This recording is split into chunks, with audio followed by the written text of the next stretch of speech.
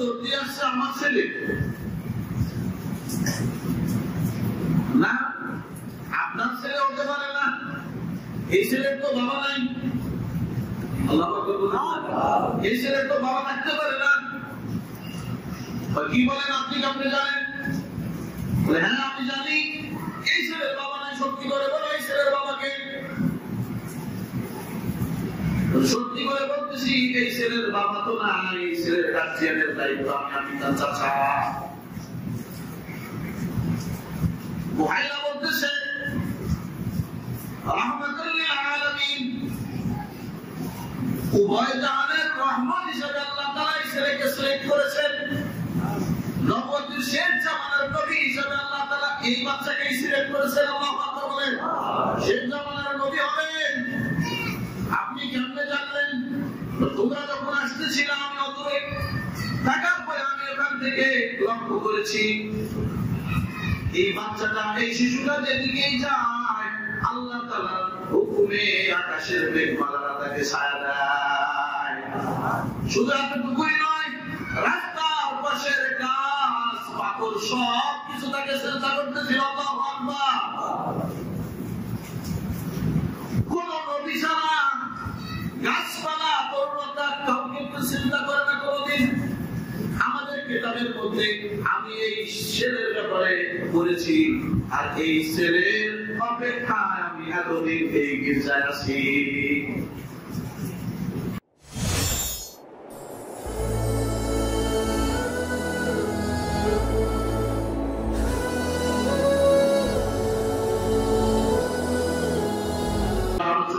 ছিল রাসূল আকরাম সাল্লাল্লাহু আলাইহি ওয়াসাল্লামের জীবনী নিয়ে। গত জুমায় আমরা শুনেছি, আজকেও রাসূল আকরাম সাল্লাল্লাহু আলাইহি ওয়াসাল্লামের জীবনী সম্পর্কে কিছু আলোচনা করার চেষ্টা করব ইনশাআল্লাহ। ওয়া মা তাওফীক ইল্লা বিল্লাহ।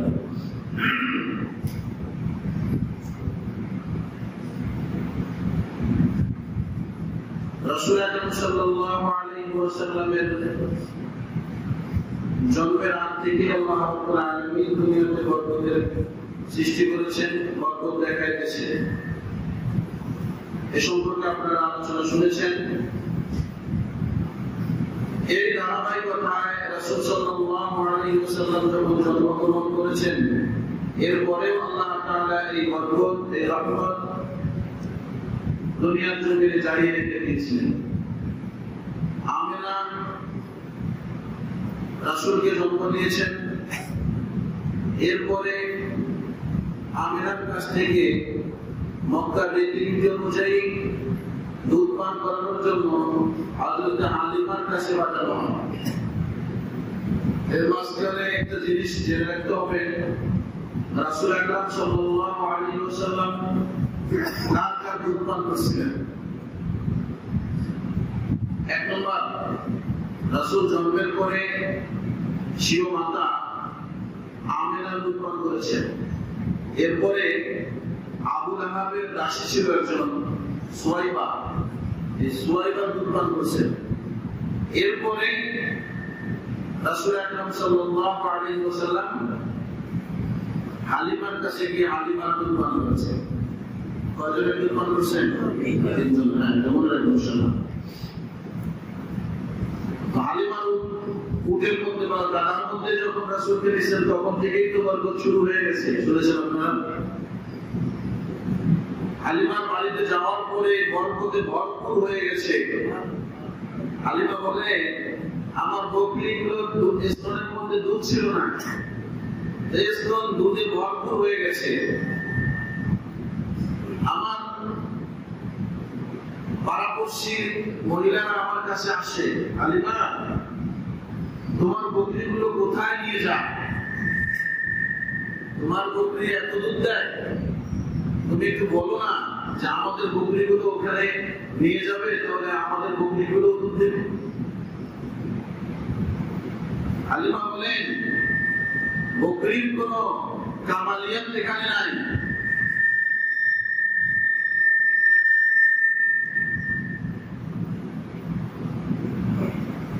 বকরির কোন কামালিয়াত এখানে নাই। ঘাসের কোন মুআজিজা বা ঘাসের কোন কেরামতি এখানে নাই। কেরামতি আর মুআজিজা তো হলো আমি যে কুরাইশের মেহমান নিয়ে আসছি, আল্লাহ রাব্বুল আলামিন এই মেহমানের বরকতে আমার সবকিছুর মধ্যে বরকত দিয়ে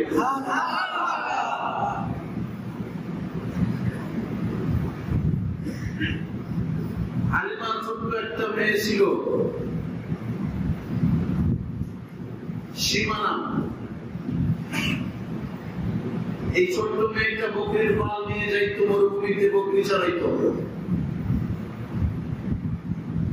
এই সীমা মুহাম্মদুর রাসূলুল্লাহ সাল্লাল্লাহু আলাইহি ওয়াসাল্লামকে নিজের আত্মার চেয়ে বেশি মহব্বত করত, বেশি ভালোবাসত। সীমা একদিন ছোট মানুষ, বকরি চড়াইতে গিয়ে দেরি হয়ে গেছে, আসতে দেরি হয়েছে বাড়িতে ফিরতে। হালিমা এত দেরি কেন, এত দেরি কেন? সীমার কলিজার মধ্যে আঘাত লেগে গেছে। কিরে, কাজ করি আবার খেলাও খাই, যাইতাম না বকরি লয়া। আমাদের সম্মতে ছোট ছোট বাচ্চারা রাগ করে, কি করে না?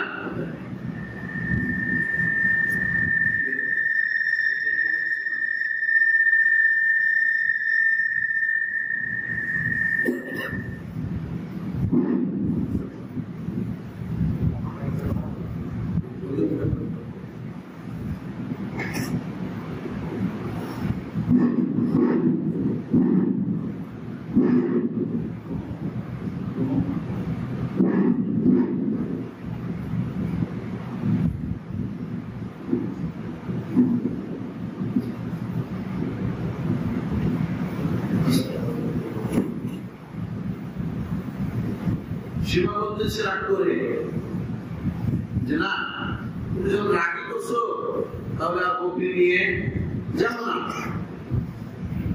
হালিমাও তো জানে কাকে কি দিয়ে সোজা করতে পারে।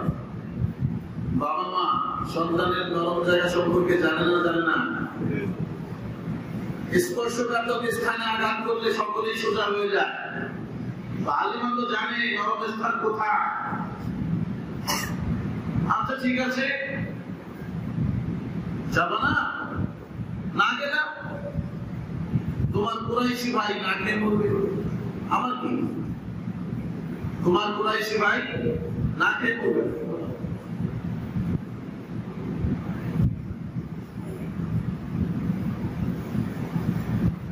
এখন সীমা বলতেছে না, না যাবো যাবো যাবো যাবো, আমার ভাই না খেয়ে মরতে পারে না, আমি যাবো।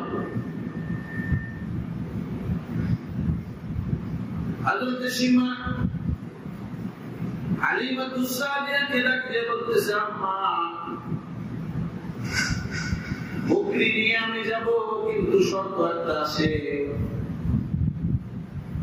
আমার কুরাইশি ভাইয়াকে আমার সঙ্গে দিতে হবে। হালিমা বলে, তুমি ছোট মানুষ, বকরি রাখাই তো তোমার কাছে সম্ভব নয়, একা একা বকরিগুলো ঠিক মতো রাখবা এটাই পারো না, আবার মুহাম্মদকে নিয়ে গিয়ে কুরাইশি তোমার ভাইয়াকে নিয়ে গিয়ে কেমনে সামলাবা? সীমা বলে, না এই যে আরেকদিন আমার ভাইয়াকে আমি নিয়ে গেছিলাম রে মা, ওই দিনের ঘটনা তো তোমাকে শোনাই নাই। কি ঘটনা হয়েছে? ও মা, আমার কুরাইশি ভাইয়াকে কোলে নিয়ে আমি যখন রওনা করে দিয়েছি মা, বকরিগুলোকে অন্য দিনের মতো খাওয়াইতে হয় নাই। বকরিগুলোর নিচের থেকেই একটা আরেকটার পিছে লাইন করে চলা আরম্ভ করছে। আল্লাহু আকবার। ও মা, মাঠে নিয়ে যাওয়ার পরে আমি আমার কুরাইশি ভাইয়াকে করে নিয়ে বকরিগুলোকে ছেড়ে দিয়ে আমার ভাইয়ার চারদিকে অপলক দৃষ্টিতে তাকায় আছি। আল্লাহ কত সুন্দর করে সৃষ্টি করেছে, এত সুন্দর চেহারা। এই চেহারা দেখতে দেখতে কখন যে দিন শেষ হয়ে গেছে আমি জানি না, বিকাল হয়ে গেছে, অন্ধকার নেমে আসছে। হঠাৎ করে আমার দৃষ্টিটা যখন আমি উঠাইছি, মনে মনে ভাবতেছি আমার বকরিগুলোর কি অবস্থা হলো, হারাই গেল নাকি। দৃষ্টি করে দেখি না, আমি আমার ভাইয়ার দিকে যেমন তার চেহারার দিকে তাকায় থাকতে থাকতে সারাদিন পার করে দিয়েছি, আমার বকরিগুলো একটাও কোথাও ঘাস খাইতে যায় নাই। আমি যেমন আমার ভাইয়ার দিকে তাকাইছিলাম, প্রত্যেকটা বকরি আমার চতুর্দিকে গোলাকার হয়ে আমার ভাইয়ের চেহারা দেখতেছিল। আল্লাহু আকবার।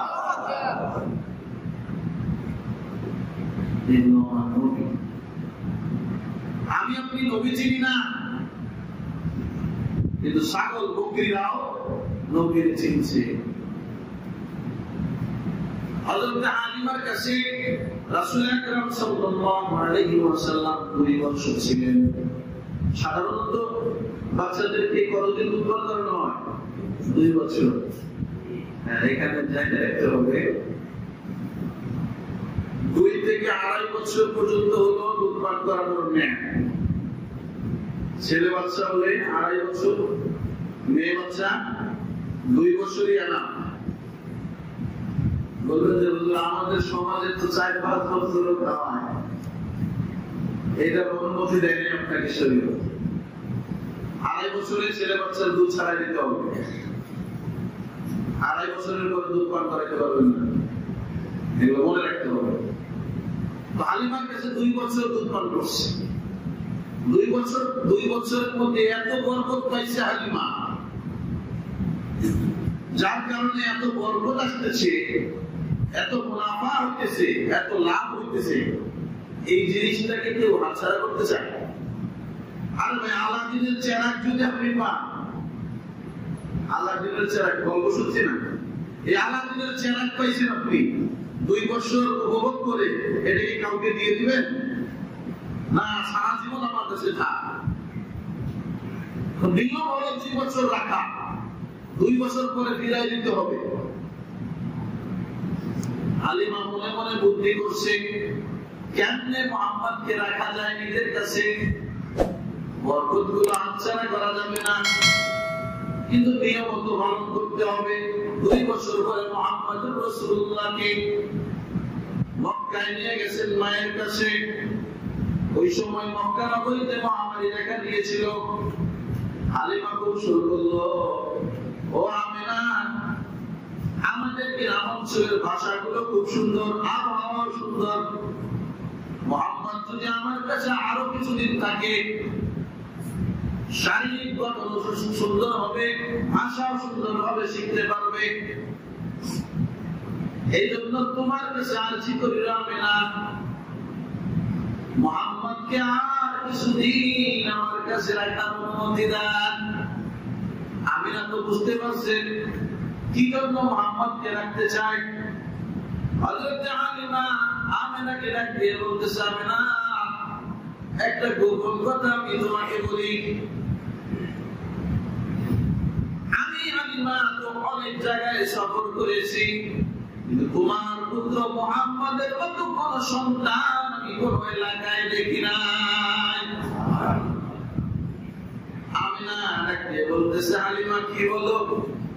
তুমি তো থাকো গ্রামে, আমি থাকি শহরে, কয়জন সন্তান দেখছো তুমি? কয়টা মানুষের সাথে সাক্ষাৎ হয়েছে তোমার? আমি শহরে থাকি, অনেক লোকের সঙ্গে সাক্ষাৎ আমার হয়েছে, অনেক সন্তান আমি দেখেছি। আমি আমিনা বলতেছি, আমার সন্তানের মতো এত সুন্দর চেহারার সন্তান আমি আমিনা কখনো দেখি না। হযরত জিবরীল এসে গেছে। হযরত জিবরাইল এসে বলে, ও হালিমা, ও আমিনা, তোমরা কি বলতেছো? বয়স তোমাদের কতদিন হবে? 30-35, এর বেশি তো আর হবে না। কয়টা শহর তোমরা ভ্রমণ করেছো? কয়টা গ্রাম তোমরা দেখছো? কয়জন বাচ্চার সঙ্গে তোমাদের সাক্ষাৎ হয়েছে? আমার বয়স জানি, লক্ষ লক্ষ বছর আগে আমার জন্ম হয়েছে। 1 মিনিটে পুরা পৃথিবী সফর করতে পারি আমি। কত শতবার পুরা পৃথিবী সফর করেছি আমারও জানা নাই। আমি জিবরাইল বলতেছি, পুরা পৃথিবীর মধ্যে মুহাম্মদ মুহাম্মাদুর রাসূলুল্লাহ, এই শিশু মুহাম্মাদের মতো এত সুন্দর কোন সন্তান আমি দেখি না। আল্লাহ রাব্বুল আলামিন আরশে মাওলা থেকে ডাকে বলে, জিবরাইল সাবধানে কথা বলো, তুমিও তো তাদের সঙ্গে মিশে গেলা। তারা বলতেছে দেখি নাই, তুমিও বলো দেখি নাই। এই দেখি নাই দিয়া আমি খোদার হাবিবের মুহাম্মাদুর রাসূলুল্লাহ আমার দোস্তের মর্যাদা বর্ণনা করা হবে না। বলে মর্যাদা কেমনে হবে, শান কেমনে বর্ণনা করা হবে? তুমি দুনিয়ার কয়দিন হয়েছে জন্মগ্রহণ করছো, তোমার হায়াতের কতদিনে? তুমি তো বলতেছো দেখি নাই দেখি নাই দেখি নাই। বলে এই দেখি নাই শব্দ দ্বারা আমার হাবিবের শান হয় না।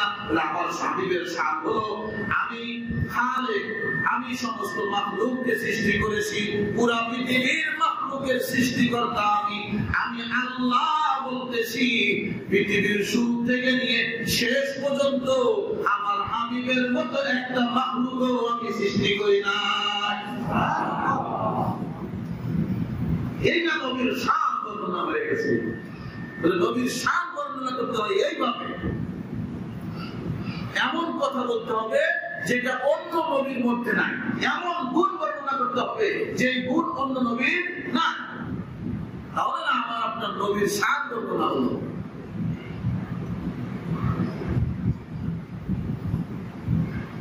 সমস্ত নবীর মধ্যে যে গুণ ছিল, আল্লাহ রাব্বুল আলামিন আমার আপনার নবীর মধ্যে এই গুণ দিয়েছেন, সুবহানাল্লাহ। কিন্তু আমার আপনার নবীর যে গুণ আর যে বৈশিষ্ট্য ছিল, এই গুণ অন্যান্য নবীদেরকে দেওয়া হয় না। এগুলো হলো রাসূলের মিলাদ আলোচনা। আমরা মিলাদ বলতে মনে করি আল্লাহুম্মা সাল্লি আলা, কথা বলেন না, আমরা মিলাদ এটাকে মনে করি। এটার নাম কি মিলাদ? বলুন না, এটার নাম মিলাদ? এটা তো দরুদ শরীফ। এটার নাম কি? দরুদ শরীফ। দরুদ শরীফকে বলি মিলাদ, আর মিলাদকে বলি দরুদ শরীফ। এলোমেলো জিন্দেগিতে থাকা যাবে না, গোছানো জিন্দেগি লাগবে। বুঝতে হবে সবকিছু, বুঝে শুনে কথা বলেন, তাহলে আপনার কথার মধ্যে ওয়েট হবে। অনার্থক কথাবার্তা বলেন না বেশি। হযরত হালিমা আমিনার কাছ থেকে আবার সময় বাড়ায় দিল। এরপরে হালিমার কাছে 4 বছর পর্যন্ত রাসূল ছিলেন।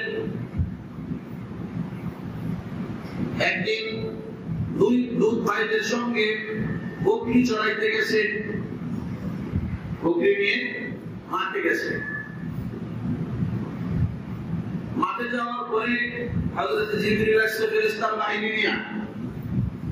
আসার পরে মুহাম্মদুর রাসূলুল্লাহ সাল্লাল্লাহু আলাইহি ওয়াসাল্লামকে নিয়ে জমিনের মধ্যে শুয়াইছে, সবকে সদর করছে, বক্ষ বিতরণ, ওপেন হার্ট সার্জারি।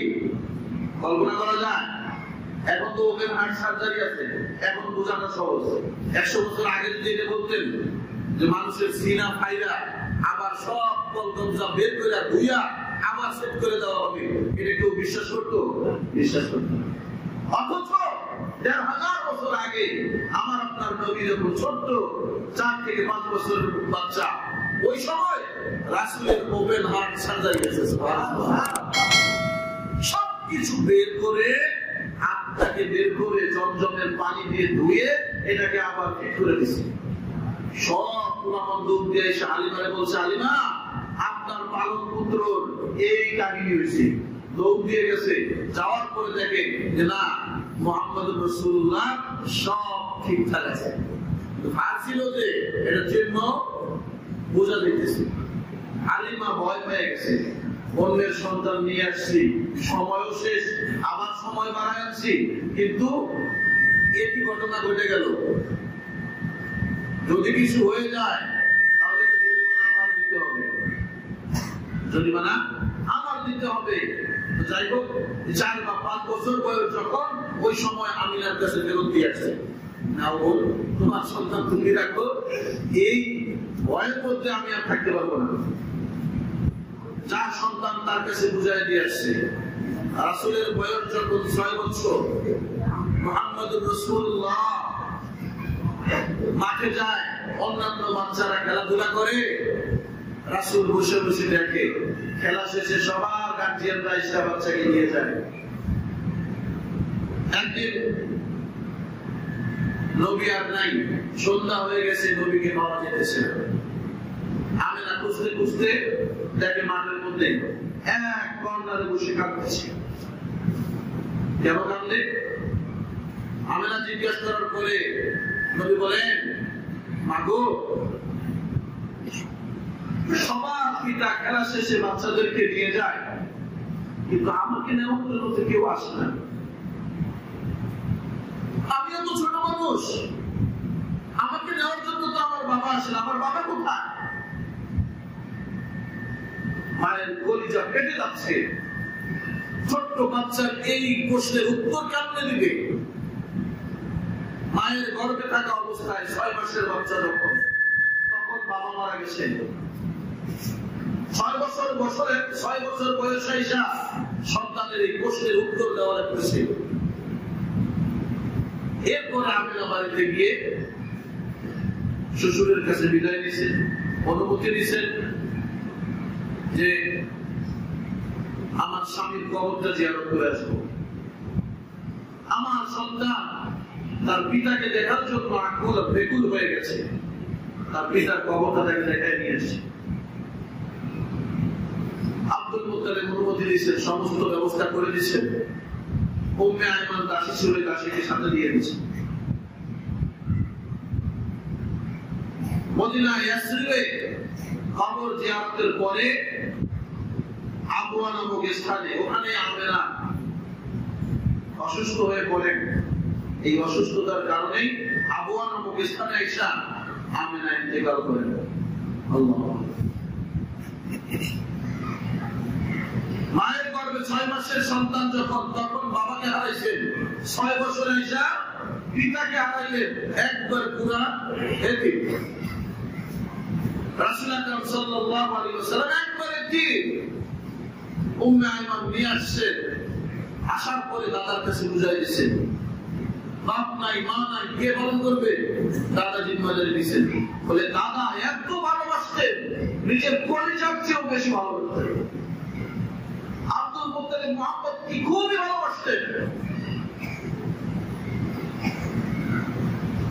কেমন ভালোবাসতেন? আব্দুল মুত্তালিবের জন্য কাবার ছায়ার মধ্যে একটা সিংহাসন, একটা আসন বানানো হয়েছিল, যে এই ছায়ার মধ্যে গিয়ে বিশ্রাম করতেন। এই আসনের মধ্যে, এই বিছানার মধ্যে কারো বসার কোনো অধিকার ছিল না, কেউ বসতে সাহস পেত না। এমনকি আব্দুল মুত্তালিবের ছেলেরা পর্যন্ত বসার সাহস পেত না। আব্দুল মুত্তালিব শিশু মুহাম্মদকে এই আসনে নিয়ে যা বসাইতেন। সুবহানাল্লাহ।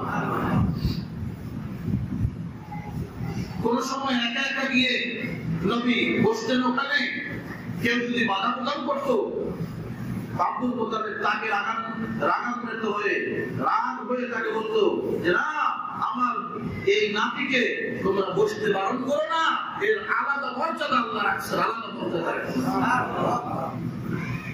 তোমরা জানো না এর মর্যাদা কি? আমি জানি। আমার নাতি যখন জন্মগ্রহণ করে, বাচ্চারা জন্মগ্রহণ করলে একটু রোদ্রে নিয়ে যায় কি যায় না? আমাদের সমাজে এটা ডাক্তারি চিকিৎসা।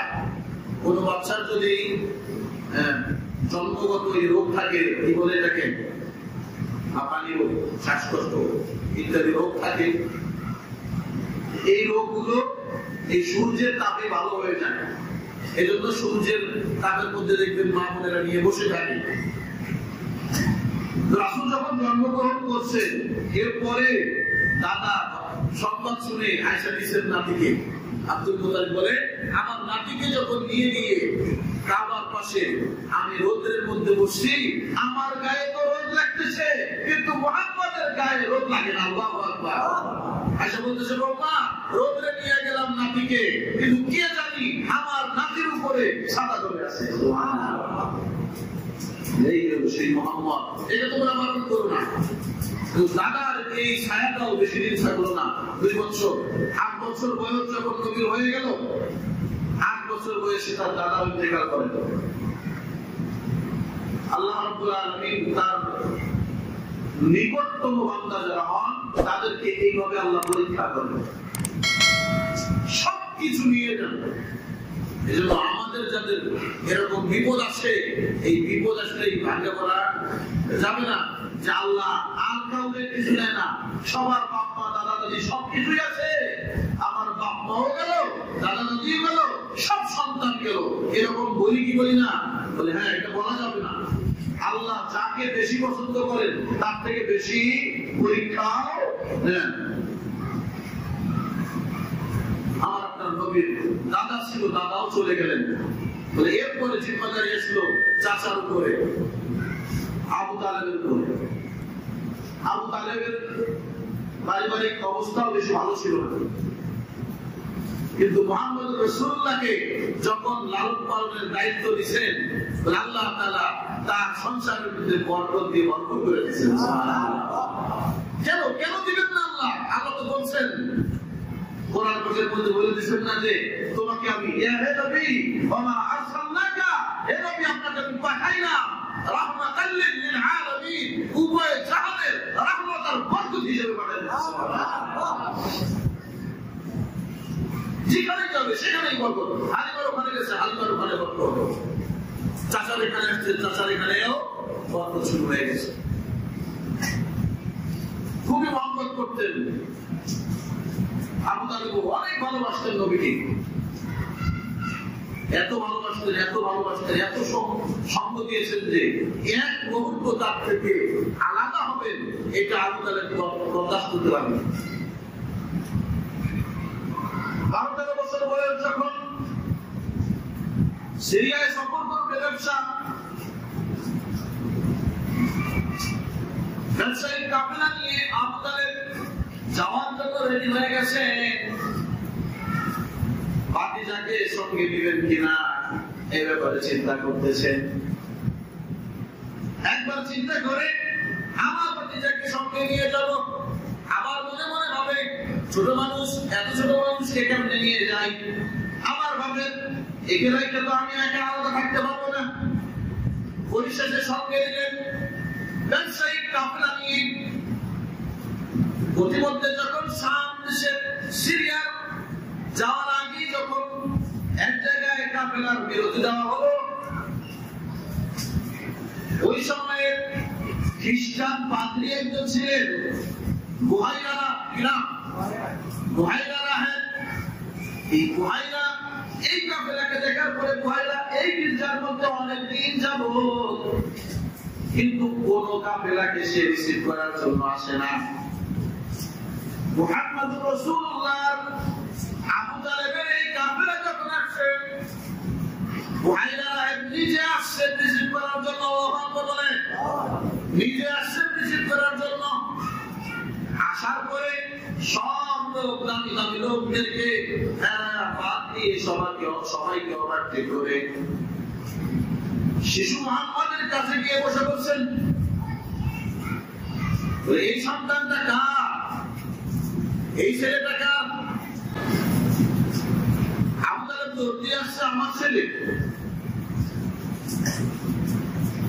না, আপনার ছেলে হতে পারে না, এই ছেলের তো বাবা নাই।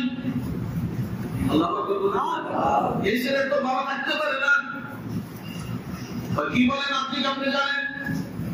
বলে হ্যাঁ আমি জানি, এই ছেলের বাবা নাই। সত্যি করে বলো এই ছেলের বাবাকে। সত্যি করে বলতেছি এই ছেলের বাবা তো না, এই ছেলের গার্জিয়ানের দায়িত্ব আমি তার চাচা। বুহাইরা বলতেছে রাহমাতুল লিল আলামিন, উভয় জাহানের রহমত হিসেবে আল্লাহ তাআলা এই ছেলেকে সিলেক্ট করেছেন। নবুয়তের শেষ জামানার নবী হিসেবে আল্লাহ তাআলা এই বাচ্চাকে সিলেক্ট করেছেন। আল্লাহু আকবার বলেন। শেষ জামানার নবী হবেন আপনি কেমনে জানলেন? তোমরা যখন আসতেছিল আমি অদূরে থাকার পরে আমি এখান থেকে লক্ষ্য করেছি এই বাচ্চাটা এই শিশুটা যেদিকেই যায় আল্লাহ তাআলার হুকুমে আকাশের মেঘমালারা তাকে ছায়া দেয়। শুধু এতটুকুই নয়, রাস্তার পাশের গাছ পাথর সব কিছু তাকে চিন্তা করতেছিল। আল্লাহু আকবার। কোন নবী ছাড়া গাছপালা পর্বতা কাউকে চিন্তা করে না কোনদিন। আমাদের কিতাবের মধ্যে আমি এই ছেলের ব্যাপারে পড়েছি, আর এই ছেলের অপেক্ষায় আমি এতদিন এই গির্জায় আছি। তুমি যেহেতু এর অভিভাবক, তোমাকে আরো একটা জিনিস বলে দিতেছি, এই ছেলের গর্দান থেকে একটু নিচে নরম হাড্ডিটার এখানে নবুয়তের মোহর মারা আছে। নবুয়তের এই মোহরটা থেকে আমি নিশ্চিত হয়েছি শেষ জামানার নবী হবে এই সন্তান। ও আবু তালেব, তুমি যদি এই সন্তানের কল্যাণ চাও, তুমি যদি এর ভালো চাও, তাহলে সিরিয়ার দিকে আর যেও না, মক্কায় তাকে পাঠায় দাও। কারণ ওখানকার ইহুদিরা যদি জানতে পারে আমি যেমন জানতে পেরেছি, আমার মতো পণ্ডিত ওখানেও আছে, তারা যদি বুঝতে পারে এই সন্তানটা শেষ জামানার নবী হবে, আখিরি পয়গম্বর হবে, মুহাম্মদ এই ছেলেটাই, যদি তারা জানতে পারে তারা নিশ্চিত তাকে হত্যা করে দিবে। এজন্য তুমি যদি তার ভালো চাও, এখান থেকে ফেরত তাকে মক্কায় পাঠায় দাও। আবু তালেব কয়েকজনকে সাথে দিয়ে মুহাম্মদকে ওখান থেকে ফেরত পাঠায় দিয়েছে।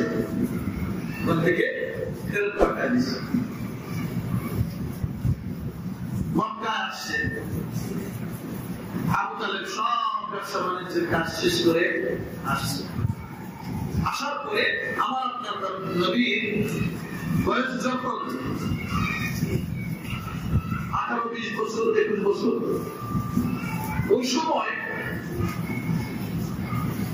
মক্কার একটা দুর্ঘটনা ঘটে, এর মধ্যে একটা যুদ্ধ হয়ে যায়।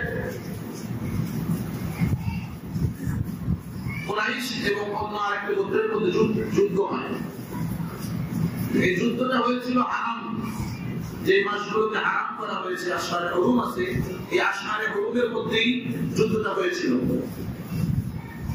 এক বর্ণনায় শুধু আসছে যে নবী এই যুদ্ধের মধ্যে অংশগ্রহণ করেছিলেন, তার চাচাদের পক্ষ নিয়ে তাদেরকে তীর ধনুক এগুলো আগায় দিতেন।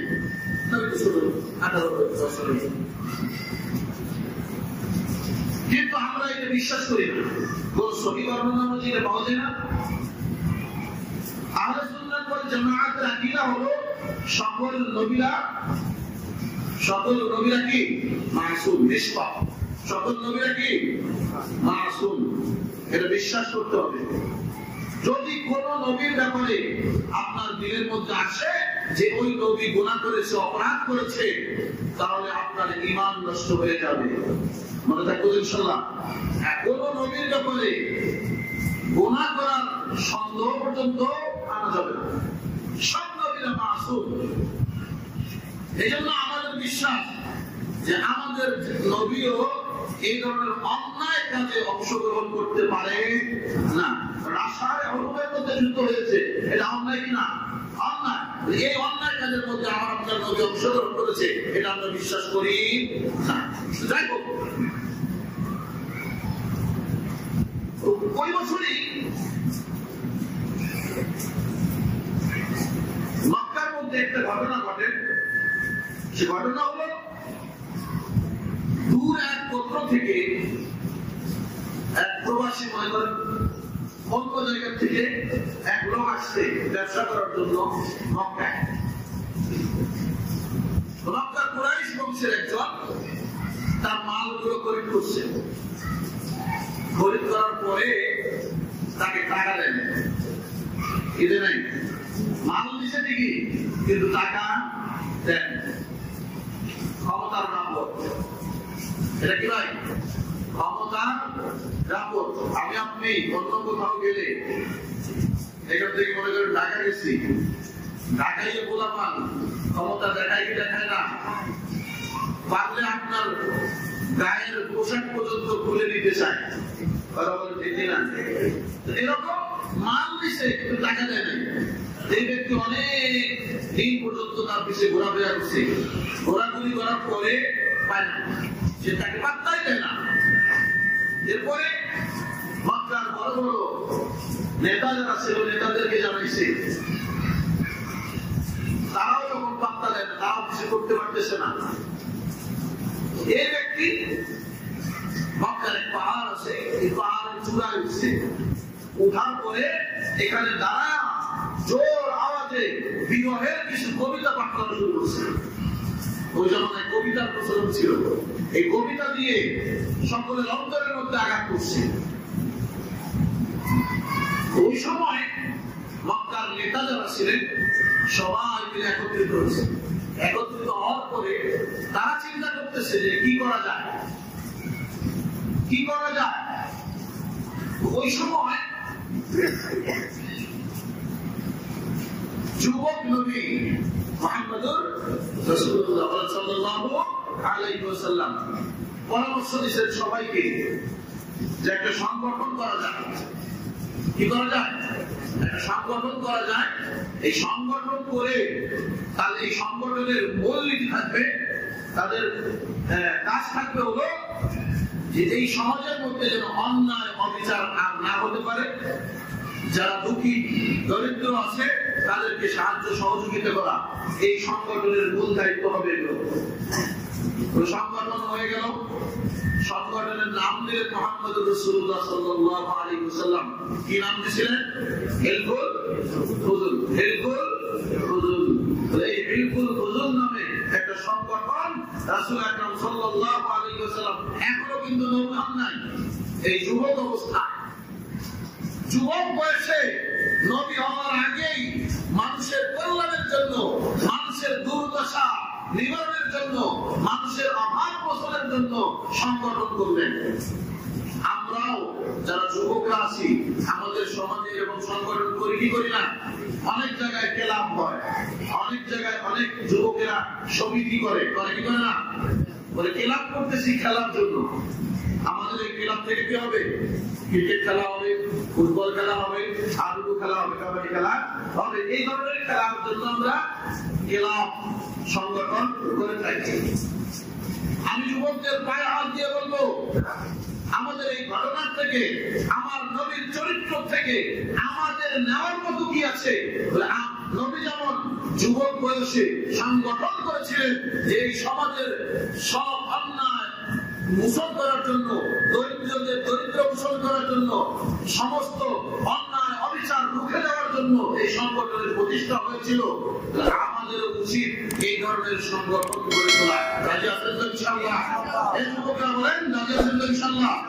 প্রত্যেক সমাজের মধ্যে যুবকদেরকে বলবো, যুবকদের দ্বারা এই সংগঠন করার দরকার। যেই সমাজের, যেই দেশের যুবকরা ঠিক হয়ে যাবে, ওই সমাজ, ওই দেশ ঠিক হয়ে যাবে। কথা বলেন ঠিক কিনা? এই জন্য যুবকদের এই ভূমিকা রাখতে হবে। প্রত্যেক যুবকের এই ভূমিকা রাখতে হবে, জানা আমার সমাজের মধ্যে একটা সংগঠন এমন হওয়া দরকার যে আমার সমাজের মধ্যে যেন কেউ কোনো অন্যায় কাজ করতে না পারে, করলেই আমাদের এই সংগঠন এটাকে রুখে দিবে। আমাদের এই সংগঠন এটাকে রুখে দিবে। কেউ কারো উপর জুলুম করলে আমাদের সংগঠন এটাকে নিয়ে বাধা দেবে। কেউ শরীয়ত বিরোধী কোনো কাজ করলে আমাদের এই সংগঠন এটাকে বাধা দিবে, এটাকে ঠিক করে দিবে। এই ধরনের করা যায় কি যায় না? কারা কারা রাজি আছে আল্লাহকে হাত দেখান দেখি, দেখি আমি হাত তোলার, আমি সংগঠন করতে চাইতেছি। হ্যাঁ, এই এলাকার যুবকদেরকে নিয়ে আমি একটা সংগঠন করবো ইনশাআল্লাহ। আল্লাহ তাআলা সকলের হাতকে কবুল করেন। এই ধরনের সংগঠন দরকার, তাহলেই আমাদের সমাজ ঠিক হয়ে যাবে। নচেত ঠিক হওয়ার কোন সম্ভাবনা নাই। আমি আমার মতো চলবো, বলে আমার নিজের খায়া অন্যের জিনিস দেখার মতো সময় আমার নাই। অন্য কি করলো এটা দেখার সময় আমার নাই। এইভাবে যদি গায়ে চলেন, এইভাবে যদি গায়ে চলেন, একদিন বিপদ আপনার ঘাড়ে আসবে। একদিন বিপদ কোথায় আসবে? আপনার ঘাড়ে আসবে। কখন বুঝবেন যে ছেলেটা কি, কত ধানে কত চাল। এখন তো মনে মনে ভাবতেছেন যে আমার ঘরে তো আর কিছু আসে নাই, অমুকের ছেলে, অমুকের ভাতিজা, অমুকরা বলুক, অমুকের ভাই, তারা বলুক, তারা কিছু বলতেছে সমাজের মধ্যে কত অবিচার হতেছে, কত অন্যায় হতেছে, কেউ কিছু বলে না, কেউ মুখ খুলে কথা বলে না। আমার কি ঠেকা বসছে, একজনকে বলবেন সে বলবে আমার কি ঠেকা বসছে, তা আরেকজনকে বলবেন সে বলবে আমাকে অমুকে কিছু বলে না, আমি কেন বলবো? এভাবে চলবে না। এই জন্য বলতেছি সংগঠন করা দরকার। কোন সাধারণ থেকে সাধারণ যদি অন্যায় অবিচার হয় এটাকে রুখে দিতে হবে। অথচ আমাদের সমাজে শরীয়ত বিরোধী কাজ পর্যন্ত হয়ে যেতেছে, শরীয়ত বিরোধী কাজ হয়ে যেতেছে, কিন্তু বাধা দেওয়ার পর কেমনে বাধা দিবে? বাধা দিলেও তো সমস্যা। আমি এখন ভাবে বাধা দিতে যাব, আমি খুশি হয়ে যাব। আপনি অন্যায় করেছেন, আপনাকে আমি বাধা দিতে গেছি, আমি এখন ভাবে গেছি যে 2 দিন পরে আপনি টার্গেটে রাখছেন, হুজুর আমাকে বাধা দিচ্ছে না, হুজুর আমার ব্যাপার নিয়ে কথা বলছে না, তাহলে হুজুরকে আটকাইতে হবে। রাত্রেবেলা কোথাও গেছি, কোন সফর থেকে আসতেছি, আপনি 2-4 জন নিয়ে আটকাই দিচ্ছেন মাঝখানে, কি করবো আমি? দুটো লাগাই দিলেন, তখন কি করবো? এটা একক ভাবে কিছু হয় না, একক ভাবে করতে গেলেও ভয় লাগে, একক ভাবে বিপদের আশঙ্কাও থাকে। কিন্তু সাংগঠনিক ভাবে যদি আপনি এই অন্যায়ের মোকাবেলা করতে চান, তাহলে আপনার ব্যাপারে কেউ দাঁড়াইতে পারবে না, কেউ মামলাও করতে পারবে না, সংগঠনের ব্যাপারে কেউ মামলাও করতে যাবে না। যে একক ভাবে গেলে মামলা হতে পারে। এই জন্য এই সংগঠনের খুবই প্রয়োজন। স্থানীয় যে যুবকরা আছে, আমি যুবকদেরকে অনুরোধ করে বলবো, আপনারা পরামর্শ করে একটা সংগঠনের ব্যবস্থা করেন। আল্লাহ রাসূল যেমন হেলফুল ফজল একটা সংগঠন করেছিলেন, আমাদের সমাজেও যেন এই হেলফুল ফজলের নকল হরকত নিয়ে একটা সংগঠন থাকে। করবেন তো ইনশাআল্লাহ? আল্লাহ তাআলা সকলকে কবুল করেন।